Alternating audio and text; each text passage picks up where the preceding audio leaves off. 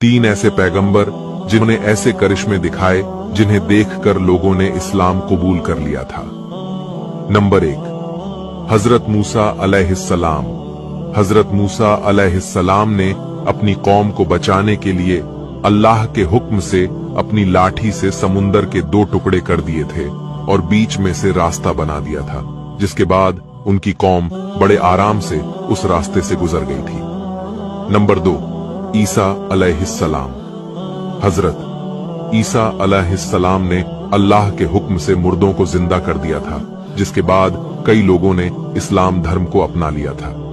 Number 3 पर है आपके और मेरे सबके प्यारे और सबके दिलों में रहने वाले हमारे प्यारे आका हजरत मोहम्मद सल्लल्लाहु अलैहि वसल्लम। हमारे आका ने अपनी उंगली के इशारे से चांद के 2 टुकड़े कर दिए थे, जिसे देखकर लोगों ने कलमा पढ़कर इस्लाम कबूल कर लिया था। अगर दिल इजाजत दे तो इस वीडियो को जरूर शेयर